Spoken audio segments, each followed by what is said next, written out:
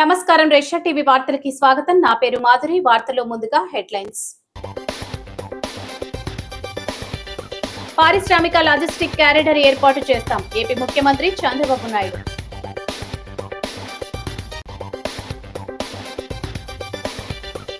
ప్రతి ఒక్కరి సంగతి తేలుస్తాం. వైఎస్ఆర్ కాంగ్రెస్ పార్టీ అధినేత జగన్.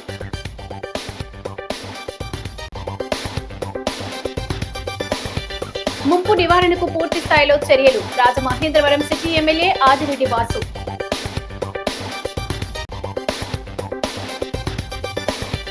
మచిలీపట్నం జిల్లాకు మోహన రంగ పేరు పెట్టాలి. Mitramandali charitable trust demand.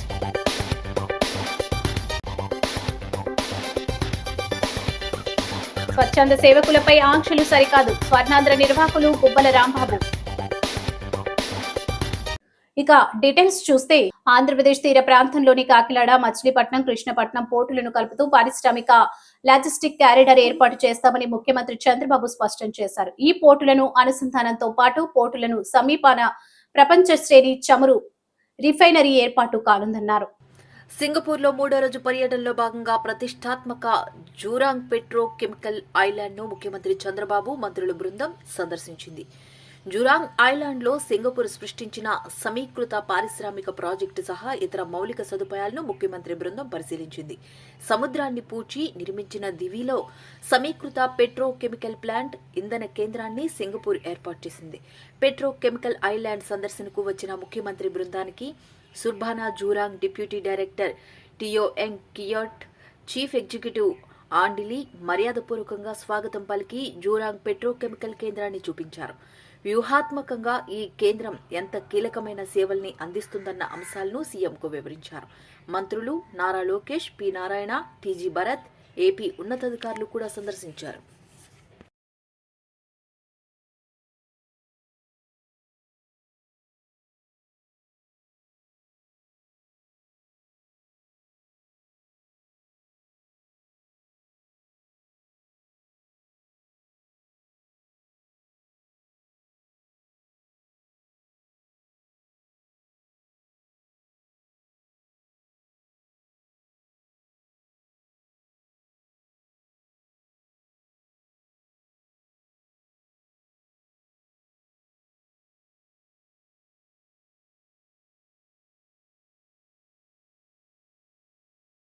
YSRCP కార్యకర్తలపై కేసులు పెట్టి వేధిస్తున్న ప్రతి అధికారి పేరు, వారిని ప్రభావితం చేసిన వారి పేర్లను డిజిటల్ లైబ్రరీలో పెట్టబోతున్నాం. అధికారంలోకి రాగానే ఆ లైబ్రరీని తెరిచి అందులోని ప్రతి ఒక్కరికి సినిమా చూపిస్తామని వైకాపా అధ్యక్షుడు మాజీ సీఎం జగన్ ప్రకటించారు. 10 రోజుల్లో ఒక యాప్ తెస్తున్నాం. కేసులతో ఇబ్బంది పడుతున్న వారు ఎవరైనా సరే యాప్లో వివరాలు పొందుపరచవచ్చు, సాక్ష్యాలను జత చేయవచ్చు. ఆ ఫిర్యాదులన్నీ నేరుగా డిజిటల్ లైబ్రరీ సర్వర్కు చేరతాయి అని తెలిపారు. మంగళవారం తన క్యాంపు కార్యాలయంలో నిర్వహించిన వైసీపీ పీఏసీ సమావేశంలో జగన్ మాట్లాడారు. హామీలను అమలు చేయట్లేదని ప్రశ్నించే గొంతు నొక్కేందుకు వైకాపా సీనియర్ నాయకులపై కేసులు పెట్టి జైలుకు పంపుతున్నారు. ఇదే తీరు కొనసాగితే రేపు తెదేపా నాయకులంతా జైలుకు వెళ్లక తప్పదు అన్నారు. పార్టీ మరో 30-40 ఏళ్లు కొనసాగాలనేదే నా లక్ష్యమని, అందువల్ల గ్రామ స్థాయిల్లోనూ పార్టీని బలోపేతం చేయాలన్నారు. చంద్రబాబు ప్రభుత్వ తీరుపై ప్రజల్లో వ్యతిరేకత వచ్చిందని, భవిష్యత్తులో మరిన్ని కార్యక్రమాలు చేయాలి, సీనియర్ నేతలు క్రియాశీలకంగా వ్యవహరించాలి. ఒక యాప్ రిలీజ్ చేయబోతున్నాం. రాష్ట్రంలో ఎక్కడైనా కానీ, ఎవరికైనా కానీ, ఏ అధికారితో అయినా కానీ హెరాస్మెంట్కి ఎవడైనా లోన్ అయితే ఆ యాప్ లేకపోయి యాప్ అడిగే క్వశ్చన్, నీకు ఏ రకంగా అన్యాయం జరిగింది అని, ఫలాని అధికారి నన్ను ఫలాని రకంగా ఫలాని వాడి ఇన్ఫ్లుయెన్స్లో నన్ను అన్యాయంగా నా మీద కేసు పెట్టి నన్ను చిత్రహింస పెట్టినాడు అని చెప్పి ఎవడైనా కూడా యాప్ ద్వారా ఆ అధికారి పేరు దగ్గర నుంచి ఆయనకు జరిగిన ఏ పరిస్థితుల్లో ఆయన ఏ రకంగా ఇబ్బంది పడ్డాడు అనేది ఆయన చెప్పచ్చు. ఆయన దగ్గర ఏదైనా ఆధారాలు ఉంటే ఆ ఆధారాలు కూడా ఆయన అప్లోడ్ చేసే ఫెసిలిటీ కూడా కల్పిస్తూ ఉన్నాం. సో ఇంకో బటన్ నొక్కితే ఆయన కావాల్సిన ఆయన దగ్గర ఉన్న ఆధారాలు ఏదైనా ఉంటే ఆధారాలు కూడా ఆయన అప్లోడ్ చేయొచ్చు. ఆటోమేటిక్లీ ఆ కంప్లైంట్ మన డిజిటల్ లైబ్రరీలోకి వచ్చేస్తుంది. ఆ యాప్ ద్వారా మన డిజిటల్ లైబ్రరీ మన దగ్గర ఉన్న మన సర్వర్లలోకి మన డిజిటల్ లైబ్రరీలోకి వచ్చేస్తుంది. రేపొద్దున మనం ముఖ్యమంత్రి అయిన తర్వాత ఆ డిజిటల్ లైబ్రరీ మనం ఓపెన్ చేస్తాం.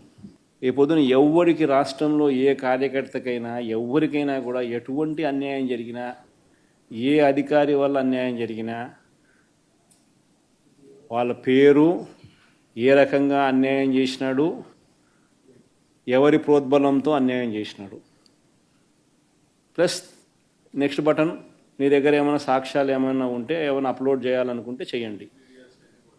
వీడియోలు కానీ నీకు ఇంకా వేరే సాక్ష్యాలు కానీ ఏమైనా ఉంటే మీ దగ్గర ఉంటే మీరు చేయండి. సో అవి కూడా ఒక అవకాశం. అవన్నీ ఆటోమేటిక్లీ మన సర్వర్లలో మన డిజిటల్ లైబ్రరీలోకి వెళ్ళిపోతుంది. మనం వచ్చిన తర్వాత అవి ఓపెన్ చేసి ఎవడెవడైతే మన కార్యకర్తలను అన్యాయం చేసినాడో వాళ్ళందరినీ కూడా చట్టం ముందర ఏ రకంగా నిలబెట్టాలనో ఆ రకంగా నిలబెట్టించి అందరినీ కూడా సినిమా చూపించే కార్యక్రమం మాత్రం జరుగుతుంది. వాళ్ళు చేసినవన్నీ కూడా వడ్డీతో సహా ఏదైతే నువ్వు ఎత్తుతున్నావో అదే పండుతుంది. ఎక్కడో కూడా మనం అన్యాయం చేయడం లేదు. ఏదైతే మీరు ఎత్తినారో అదే రేపొద్దున పండుతుంది. చక్కెర వడ్డీతో సహా చెల్లించే పరిస్థితి వస్తుంది. నగరంలో ముంపు సమస్య నివారణకు కూటమి ప్రభుత్వం వచ్చాక అవసరమైన పనులు శాశ్వత ప్రాతిపదికన చేపడుతోందని, అందులో భాగంగా చోడేశ్వరి నగర్ నుంచి మేజర్ డ్రైన్ నిర్మాణం పూర్తి చేశామని రాజమండ్రి సిటీ ఎమ్మెల్యే ఆదిరెడ్డి శ్రీనివాస్ చెప్పారు.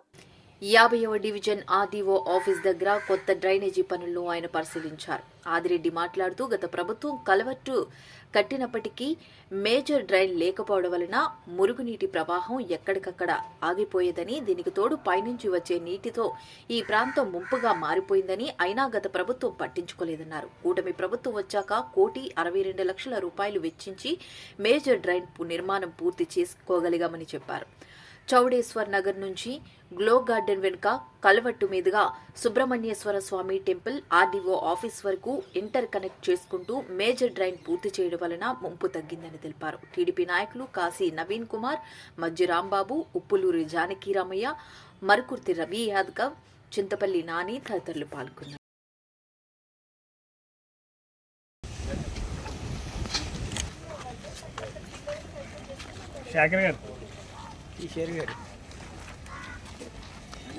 గత ప్రభుత్వం చోడేశ్వర్ నగర్ దగ్గర ఒక మేజర్ కల్వర్ట్ని కన్స్ట్రక్ట్ చేసి ఉన్నారు.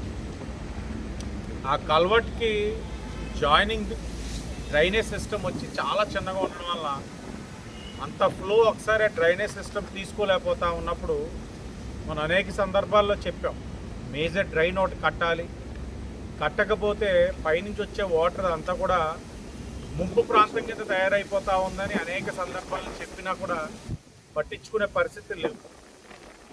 కూటమి అధికారంలో వచ్చిన తర్వాత సుమారు 1,62,00,000తో చోడేశ్వర్ నగర్ నుంచి Subrahmanyeswara Swamy temple, glow garden వెనకమ్మట, గ్లో గార్డెన్ దగ్గర కల్వర్ట్లో జాయిన్ అయ్యి ఆ కల్వర్ట్ నుంచి ఆర్టీఓ ఆఫీసర్ మీదుగా ఒక మేజర్ డ్రైన్ని ఇంటర్ కనెక్ట్ చేసుకుంటూ 1,62,00,000 పనులు కూడా పూర్తి చేసుకున్నాం. ఏదైతే ఆర్టీఓ ఆఫీస్ దగ్గర ఒక డ్రైన్ ఉంది, ఆ డ్రైన్ మీద ఇంకా బల్లలు వేయాలి. అది ఏదైతే చాలా మేజర్ స్టామ్ వాటర్ డ్రైన్, అది సుమారు 25 లక్షలు. ఆ స్లాబ్స్ వేయాలి. టెండర్ ఓపెన్ అయ్యింది, ఆ టెండర్ పిలవాలి, టెండర్ స్టేజ్లో ఉంది. ఆ స్లాబ్స్ కూడా వేసేస్తే రోడ్ లెవెల్కి అక్కడ ఏదైతే వర్క్ మొత్తం పూర్తిగా సుమారు 1,87,00,000 పనులు పూర్తి చేసుకున్న వాళ్ళు అయి ఉంటాం. మచిలీపట్నం జిల్లాకు కుల మతాలకు సంబంధం లేని రాజకీయ నాయకుడు వంగవీటి మోహన రంగ పేరు పెట్టాలని ఆంధ్ర తెలంగాణ రాధా రంగ మిత్రమండలి చారిటబుల్ ట్రస్ట్ వ్యవస్థాపక అధ్యక్షులు పన్నాస పూర్ణచంద్రరావు కాళ్లపాలెం బుజ్జి డిమాండ్ చేశారు. ది రాజమండ్రి ప్లస్ క్లబ్ లో బుధవారం జరిగిన మీడియా సమావేశంలో ఆయన మాట్లాడుతూ జిల్లా పేరు విషయంపై ముఖ్యమంత్రి చంద్రబాబు, ఉప ముఖ్యమంత్రి పవన్ కళ్యాణ్, బీజేపీ రాష్ట్ర అధ్యక్షులను పీవీఎన్ మాధవల్ను కోరామని తెలిపారు. ఎన్నికల్లో ఇచ్చిన హామీ మేరకు రంగా పేరు పెట్టి తీరాలన్నారు. గన్నవరం ఎయిర్పోర్టుకు రంగా పేరు పెట్టాలని బీజేపీ సీనియర్ నేత జీవీఎల్ నరసింహారావు రాజ్యసభలో అడిగారని, ఇప్పటికే రాష్ట్ర ప్రభుత్వం మంత్రులతో వేసిన జిల్లాల సమస్యల మీద కమిటీలో రంగా పేరు జిల్లాకు పెట్టాలని విషయాన్ని ప్రస్తావించాలని కోరారు. కాపు జేఏసీ రాష్ట్ర అధ్యక్షుడు అమ్మా శ్రీనివాసనాయుడు మాట్లాడుతూ కాపులపై ప్రభుత్వాలు ఇంకా వివక్షత ప్రదర్శిస్తూనే ఉన్నాయని ఆవేదన వ్యక్తం చేశారు. బీసీల్లో చేర్చేందుకు చర్యలు తీసుకోవాలని డిమాండ్ చేశారు. పెట్టి మేము గవర్నమెంట్ దృష్టికి అలాగే జిల్లాల కమిటీ దృష్టికి కూడా తీసుకెళ్ళడం జరుగుతుంది. దీని పరిణామాలకి మేము ఎందుకంటే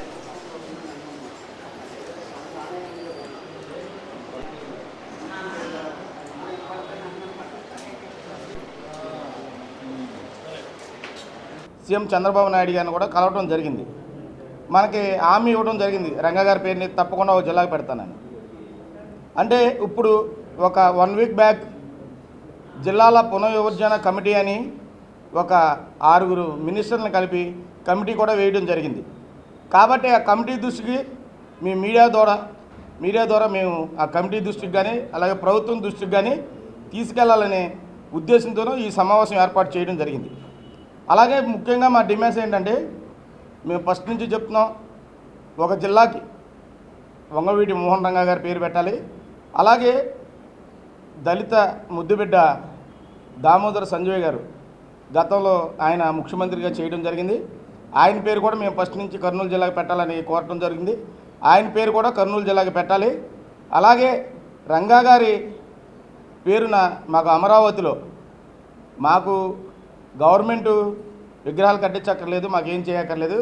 2 ఎకరాల సైటు గవర్నమెంట్ అమరావతిలో ఇస్తే రంగా గారి పేరు మీద మ్యూజియం లాగా కట్టాలనే ఉద్దేశంతో మా రాధారంగ మిత్రమల్లి చారిటబుల్ ట్రస్ట్ కానీ రంగా గారి అభిమానులు కానీ అందరూ వేచి చూస్తున్నాం.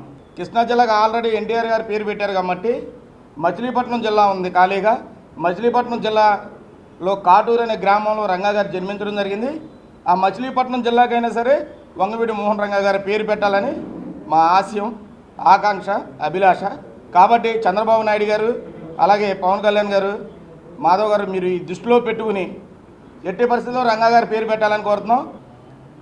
రంగా గారి పేరు పెట్టాలని మేము డిమాండ్ చేస్తున్నాం.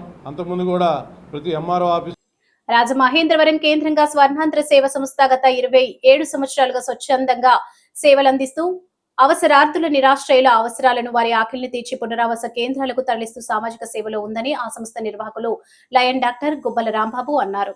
ది రాజమండ్రి ప్లస్ క్లబ్ లో బుధవారం జరిగిన మీడియా సమావేశంలో ఆయన మాట్లాడుతూ ప్రతిరోజు సుమారు 550 మంది జిల్లా ప్రభుత్వ ఆసుపత్రి పుష్కరాల రేవు వద్ద అన్నదానం చేస్తున్నామని, 3 రోజుల క్రితం పోలీసులు అక్కడ అన్నదానం చేస్తున్న తమ సిబ్బందిని పోలీసులు అడ్డుకుని స్టేషన్కు తీసుకుని వెళ్లడం తమకు చాలా బాధ కలిగించిందన్నారు.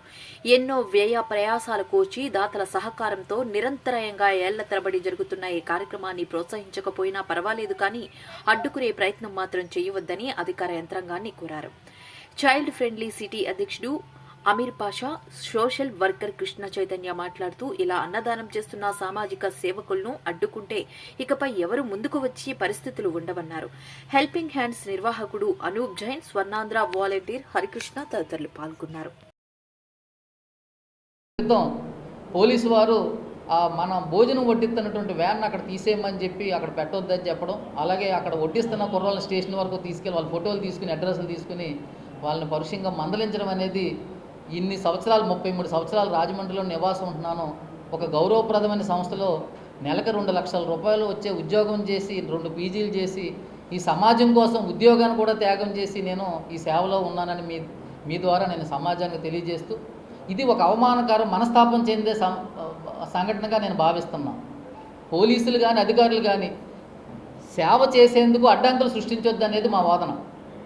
అడ్డంకులు వద్దు, మీరు ఏదైనా షరతులు విధించుంటే మేము దాన్ని మీకు పర్యావరణానికి కానివ్వండి, లేకపోతే పౌరులకి ఇబ్బంది లేకుండా సేవలు అందించేందుకు స్వచ్ఛంద సేవా సంస్థలు సిద్ధంగా ఉన్నాయి. మరి మాకు మాత్రమే ఇది తెలిసిన ఎవరో యూత్ పుట్టినరోజున భోజనాలు పంపిణీ చేసి వాళ్ళని పోలీసులు తీసుకెళ్ళిపోతే చాలా ఇబ్బంది పడిపోతారు. మీ ద్వారా నేను పౌర సమాజానికి కూడా ఏం చెప్తున్నానంటే, ఎవరైనా అన్నదానాలు చేసేవాళ్ళు ముందస్తు అనుమతి తీసుకోవాలన్న కలెక్టర్ గారు నిర్ణయాన్ని గౌరవిద్దాం. ప్రభుత్వం లేకపోతే అధికారులు విధించే ఆంక్షలు షరతులు మనం తప్పనిసరిగా పాటిస్తాం. అధికారులు కూడా స్వచ్ఛంద సేవలో ఎవరో చేస్తున్నారో, ఎవరో నిత్యం చేస్తున్నారో, ఎవరో ఆర్గనైజేషన్ క్రెడిబిలిటీ ఏంటి, వీళ్ళు మంచి వాళ్ళ చెడ్డ వాళ్ళనే అధ్యయనం కూడా వాళ్ళు కూడా గమనించాలని చెప్పేసి మీడియా ద్వారా నేను అధికారులకు కూడా విజ్ఞప్తి చేస్తున్నా. కానీ ఒక సిస్టమ్ని పెట్టేటప్పుడు అట్లీస్ట్ స్వచ్ఛంద సేవా సంస్థలు ఏమున్నాయి, వాళ్ళని పిలిచి మేము ఇలా అనుకుంటున్నాం, రేపు నుండి మీరు చేసే కార్యక్రమాల్లో ఈ రూల్స్ పాటించండి, ప్లాస్టిక్ కానీ ఇలా వేస్తే ఇది పర్యావరణానికి నష్టం, దీనివల్ల గవర్నమెంట్ కూడా సమస్య అవుతుంది, ఈ సమస్యను ఎదుర్కోవడానికి మాకు చాలా ఇబ్బందులు ఎదుర్కొంటున్నారు అంటే అది స్వచ్ఛంద సంస్థలు మాట్లాడుకొని చేసే ఆలోచనలో తప్పులేదు, దానికి మేము సహకరిస్తాం. కానీ పోలీస్ స్టేషన్లు పిలిచేసి ఇలాంటివి చేసే ఈ మెసేజ్ బయటికి వెళ్ళిందనుకోండి, రేపు ఎవరు సర్వీస్ చేయడానికి బయటికి రారు. సో దయచేసి గవర్నమెంట్ పోలీస్ డిపార్ట్మెంట్ని కూడా కలెక్టర్ గారు డైరెక్ట్ చేయాలి. సోషల్ ఆర్గనైజేషన్స్ని మీరు పోలీస్ స్టేషన్లు పిలిచి లేకపోతే అక్కడ సేవ చేసేవాడిని సడన్గా తీసుకెళ్ళిపోవడం అనేది ఒక భయాన్ని సృష్టించే ఇది తప్ప సేవని భయాన్ని సృష్టించడంతో పాటు సేవను అడ్డుకోవడం కూడా జరుగుతుంది. ఎందుకంటే మనం రాజమండ్రి అందరికీ తెలిసిందే, భిక్షాటన చేసేవాళ్ళు కాకుండా ఇవాళ మనం నిరాశ్రయాలు అంటున్నాం. ఆ నిరాశ్రయులకు అండగా స్వర్ణాంద సంస్థ కొన్ని సంవత్సరాలుగా చేస్తుంది. ఆయన ప్రావిడెంట్ ఫండ్ని కూడా 35 lakhsని తను ప్రజల కోసం వెచ్చించి ఎంతో కార్యక్రమాలు ఆయన చేయడం ఆటలుగా. యాంటీబయాటిక్, నార్కోటిక్స్ డ్రగ్స్ వినియోగం వల్ల చాలా దుష్ఫలితాలు కలిగిన అనారోగ్యం పాలవుతున్నారని, అందువల్ల వాటి వినియోగానికి ప్రజలు దూరంగా ఉండాలని తూర్పు గోదావరి జిల్లా SP Narasimha Kishore, drugs control AD Nagamani సూచించారు. ఈగల్ టీం, ఔషధ నియంత్రణ శాఖ సహకారంతో యాంటీబయాటిక్, నార్కోటిక్ డ్రగ్స్ వినియోగం వల్ల కలిగే ఇబ్బందులపై ప్రజలకు అవగాహన కల్పించడానికి the Rajahmundry wholesale drug trade association, east Godavari drug trade welfare association ఆధ్వర్యంలో బుధవారం ర్యాలీ జరిగింది. స్థానిక జాంపేట గాంధీ బొమ్మ వద్ద ఎస్పీ నరసింహ కిషోర్, ఏడీ నాగమణి ఈ ర్యాలీని ప్రారంభించారు. అక్కడి నుంచి జాంపేట పోలీస్ కన్వెన్షన్ సెంటర్ వరకు చేరుకుని అక్కడ అవగాహన సదస్సు నిర్వహించారు. వారు మాట్లాడుతూ ఈ మందుల వల్ల కలిగే దుష్పరిణామాలను ప్రజలందరికీ వివరించాలని సూచించారు. డ్రగ్ ట్రేడ్ అసోసియేషన్ జిల్లా అధ్యక్షుడు ఆర్ శ్రీనివాసరావు, నగర అధ్యక్షుడు పి బాలా మాట్లాడుతూ కెమిస్టులు ఈ విషయంలో జాగ్రత్తగా వ్యవహరించాలని, డాక్టర్ల ప్రిస్క్రిప్షన్ మేరకే మందులు విక్రయించాలని కోరారు. ఈ కార్యక్రమంలో అదనపు ఎస్పీ ఎన్బిఎం మురళీకృష్ణ, డ్రగ్ ఇన్స్పెక్టర్లు D Harihara Teja, P Kalyani, eagle team PV Suryamohan Rao, PE Pawan Kumar Reddy, K Sridhar Kumar, కెమిస్ట్రీలు పెద్ద ఎత్తున పాల్గొన్నారు.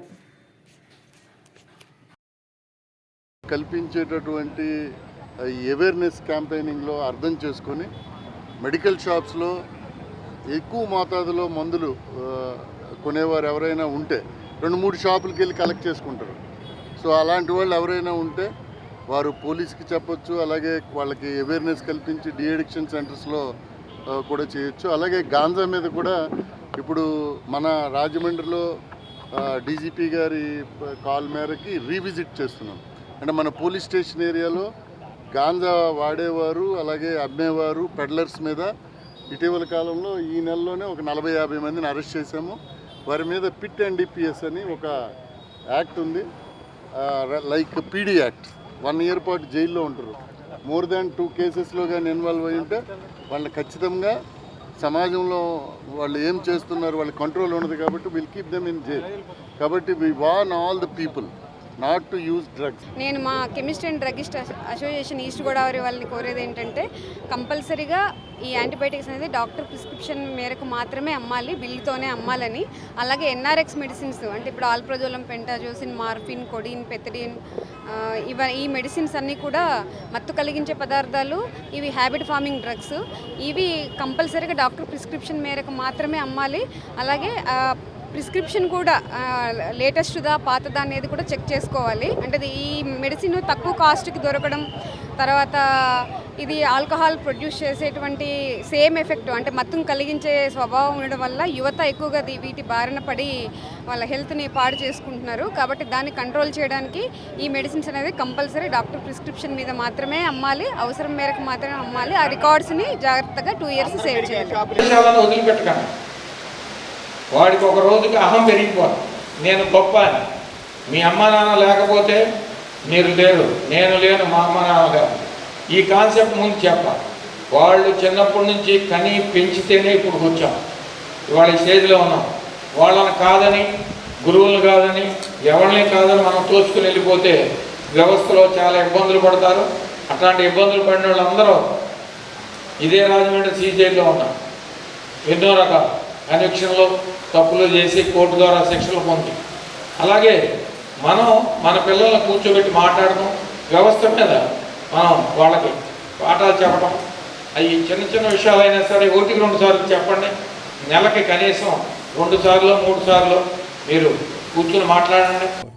తూర్పుగోదావరి జిల్లా ఈ రాజమండ్రి పట్టణంలో ఒక అవగాహన సదస్సు అనేది మనం ఏర్పాటు చేసాం. ఇందులో భాగంగా మన డ్రగ్ డిపార్ట్మెంట్ వారు, ఈగిల్ టీం వారు సహకారంతో, పోలీస్ డిపార్ట్మెంట్ సహకారంతో ఏర్పాటు చేసాం. దీని ముఖ్య ఉద్దేశం ఏంటంటే, దేశ చరిత్రలో దళితులకు అత్యంత ద్రోహం చేసిన వ్యక్తి మాజీ ముఖ్యమంత్రి వైఎస్ జగన్మోహన్ రెడ్డి అని మాజీ ఎంపీ కాంగ్రెస్ పార్టీ నాయకులు జీవి హర్షకుమార్ విమర్శించారు. రాజీవ్ గాంధీ కాలేజీలో జరిగిన మీడియా సమావేశంలో ఆయన మాట్లాడారు. వైఎస్ఆర్ కాంగ్రెస్ పార్టీకి దళితులు ఇప్పటికీ గుర్తొచ్చారని చాలా సంతోషంగా ఉందని అన్నారు. దళితులపై దాడులు జరగకుండా దళిత ఫోర్స్ ఏర్పాటు చేస్తామనడం హాస్యాస్పదమని అన్నారు. జగన్ పాలనలో దళితులను కుల వివక్షతతో అణిచివేశారని అన్నారు. డాక్టర్ సుధాకర్ను మాస్క్ అడిగినందుకు దారుణంగా హింసించి చంపేశారన్నారు. మాస్క్ పెట్టుకోలేదని కిరణ్ అనే యువకుడిని లాకప్ డెత్ చేశారని వివరించారు. కాంగ్రెస్ ప్రభుత్వం హయాంలో దళితులు అభివృద్ధికి అమలు చేసిన 25 పథకాలను జగన్మోహన్ రెడ్డి రద్దు చేశారని ఆగ్రహం వ్యక్తం చేశారు. దళితుల గురించి మాట్లాడే అర్హత జగన్కు ఉందా అని ప్రశ్నించారు. వైఎస్ఆర్సీపీ పార్టీకి దళితులు గుర్తుకొచ్చారు. చాలా సంతోషం. దళిత ఫోర్స్ పెడతారట గ్రామాల్లో. దళితుల మీద కుల వివక్షణ జరుగుతుందంట. ఆహా, చాలా కాలానికి దళితులు గుర్తొచ్చారు జగన్ గారికి. ఎస్సీ దళితుల మీటింగ్లో పెడతా ఉన్నారు. వాళ్ళకి సంక్షేమ కార్యక్రమాలు అందట్లేదట. ఇవన్నీ బాగానే ఉన్నాయి, కానీ మీరు చేసింది ఏంటి జగన్ గారు? మీ పాలనలో ఎంతమంది దళితులు చనిపోయారు? డాక్టర్ సుధాకర్ మాస్క్ అడిగాడని చెప్పి అతన్ని క్రూరంగా హింసించి మీ పాలనలో చంపేశారు. మాస్క్ పెట్టుకోలేదని లాకప్ డెత్ చేశారు కిరణ్ కుమార్ని చీరాల్లో. ఇంకా పోలీసులు కేజీహెచ్ దగ్గర అమ్మాయి దగ్గర పాస్ లేదని చెప్పి ఎంత దారుణంగా కొట్టారో అన్నది అన్ని టీవీల్లోనూ వచ్చింది. అబ్దుల్ సత్తార్ని సిఐ హింసించి ఆత్మహత్యలు చేసుకునేలాగా చేస్తే, నువ్వు చచ్చిపోయినా నీ కుటుంబాన్ని వదిలిపెట్టను అన్నమాట. కర్ణాటక మంజునాథ దేవాలయం ధర్మస్థలంలో గత వారం రోజులుగా వెలుగులోకి వస్తున్న వందలాది మంది యువతులు, మహిళలపై దారుణమైన అత్యాచారం, ఉదంతం ఘటనలు భయానకంగా ఉన్నాయని NFIW జిల్లా కార్యదర్శి పి లావణ్య అన్నారు. ఈ హత్యోదంత ఘటనలపై సమగ్ర దర్యాప్తు జరిపి దోషులను కఠినంగా శిక్షించాలని డిమాండ్ చేశారు. ఈ సందర్భంగా SKR ఉమెన్స్ కాలేజ్ ఎదుట ఆందోళన నిర్వహించారు. లావణ్య మాట్లాడుతూ, ఈ హత్యోదంత పరంపర మనసును కలిచివేస్తుందని, ఆశ్రమాలు, ఆలయాలు ఆధ్యాత్మిక చింతన పేరుతో, భక్తి పేరుతో మహిళలను వంచిస్తూ సమాజంలో పెద్ద మనుషులుగా, మత గురువులుగా చలామణి అవుతూ మహిళల మాన ప్రాణాలను హరించి వేస్తున్నారని ఆందోళన వ్యక్తం చేశారు. AISFF జిల్లా ప్రధాన కార్యదర్శి చింతలపూడి సునీల్ మాట్లాడుతూ, ధర్మస్థలి పోలీసులు ఉదాసీన తీరును తప్పుబట్టారు. Srivalli, R Rajeswari, Priyadarshini, K Hema, J Gayatri Reddy, Varalakshmi, Shyamala, Divyasri, Jhansi, T Divyasri, S Nagarajeswari తదితరులు పాల్గొన్నారు.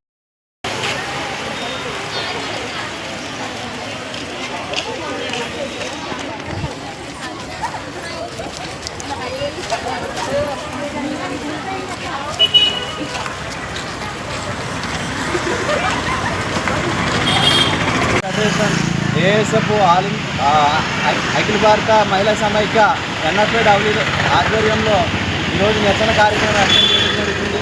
మరి ఏదైతే వెలుగులోకి వచ్చిందో, కర్ణాటక రాష్ట్రంలోని ధర్మస్థలి అనే దేవాలయంలో సుమారుగా 1998 నుండి 2014 వరకు సుమారుగా అమ్మాయిలను, మహిళలను 500 మంది మహిళలను మానభంగాలు చేసి, అత్యాచారాలు చేసి ఈ రోజున 500 మందిని పూడ్చిపెట్టడం జరిగింది. ఈ రోజున భక్తి శ్రద్ధలతో జరుగుతున్న అయితే ఈ మారణకాండంలో తక్షణమే ఆపాలి. సిట్టింగ్ జడ్జితోటి దోషులందరినీ శిక్షించాలి. మరి నిన్న కాలం మనం చూసుకున్నట్లయితే ఈశాన్య రాష్ట్రాలే కావచ్చు, అటు సౌత్ స్టేట్సే కావచ్చు, ఎక్కడ చూసినా మహిళల పైన అత్యాచారాలు జరుగుతూనే ఉన్నాయి. మన పాట్నాలో చూసుకుంటే అంబులెన్స్లోనే ఒక మహిళని అత్యాచారం చేయడం జరిగింది.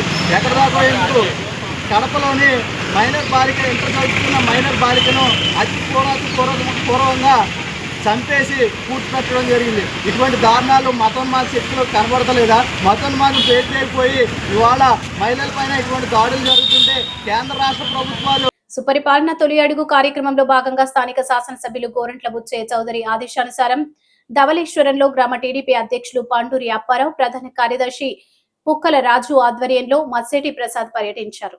రాజమహేంద్రవరం రూరల్ మండల టీడీపీ అధ్యక్షులు మత్స్యేటి ప్రసాద్ 106, 120, 121, 138 బూతుల్లో ఇంటింటికి వెళ్లి ప్రభుత్వ అభివృద్ధి సంక్షేమ కార్యక్రమాలు వివరించడం జరిగింది. ఈ కార్యక్రమంలో ఇల్లా రాంబాబు, ఆళ్ల విఠల్, బత్తిన ఏడుకొండలు, నీళ్లు కోటేశ్వరరావు, గుబ్బల దశరథరాం, షేక్ మహమ్మద్, రెహమాన్ ఖాన్, నాగేశ్వరరావు, దొడ్డి బాబ్జీ, నాళ్ల రమేష్, కొత్తూరి దుర్గారావు, కొనాడ సత్యబాబు, సిరిపల్లి కామేష్, జన సైనికులు ఎడ్ల మహేష్, నరుకుల రాజు, వేపకాయల కిరణ్, శివ, ఐటీడీపీ కోరాడ వెంకటేష్, వేగి కిషోర్ తదితరులు పాల్గొన్నారు. మళ్ళా మీరు అందరూ కూడా మరలా చంద్రబాబు నాయుడు గారు, పవన్ కళ్యాణ్ గారి మీద గౌరవంతో మీరు ఖచ్చితంగా మళ్ళీ మంచి మెజార్టీతో బుజ్జిగా నెగ్గించారు. ఆయన మేము ఎందుకు వచ్చామంటే ఈవేళ ఇక్కడ బూత్ కన్నా అడిగాం, రాంబాబు గారు, కోకన్నారు, దొరగారావు గారు. అయితే మేము ఎందుకు వచ్చామంటే ఏంటంటే ఈ 13 నెలల కాలంలో మన ప్రభుత్వం అధికారంలోకి వచ్చిన తర్వాత ప్రజలకు ఏమన్నా మంచి చేసామా, చేయలేదా? చేయవలసింది ఏముంది అనే ఎమ్మెల్యే గారు మమ్మల్ని దగ్గర పంపించారమ్మా. అలా కాదండి. మీరు Rajahmundry main railway station railway auto stand సమస్యల పరిష్కార నిమిత్తం భారతీయ జనతా పార్టీ రాష్ట్ర కార్యవర్గ సభ్యులు నర్సిపల్లి హారిక ఆధ్వర్యంలో ఎస్ఎస్ రంగరాజుకి వినతి పత్రం సమర్పించి వారి సమక్షంలోనే సమస్యలు వివరించారు. ఈ సందర్భంగా హారిక మాట్లాడుతూ కొత్తగా పెంచిన లైసెన్స్ ఫీజును తగ్గించి పాత ఫీజులు మాత్రమే వసూలు చేయవలసిందిగా అభ్యర్థించారు. అలాగే కొత్త సభ్యులను చేర్చుకుని వారికి పర్మిట్లు ఇవ్వాలని ఆటో వర్కర్స్ సమక్షంలో కోరి వినతి పత్రం అందజేశారు. ఈ కార్యక్రమంలో అడ్వైజరీ మెంబర్స్ పోతరాజు సుబ్రహ్మణ్యం, యానాపు యేసు, చింతపల్లి సతీష్, బండి సత్యప్రసాద్, ఎన్ పరశురాం, హరిరామబోజీ, కృష్ణమాచార్యులు, పైడిబోయిన సురేంద్ర, భారతీయ జనతా పార్టీ నాయకులు పన్నాల వెంకటలక్ష్మి, అధికార లక్ష్మి, భవానీ, డిఆర్డీయూ విశ్వనాథ శర్మ తదితరులు పాల్గొన్నారు.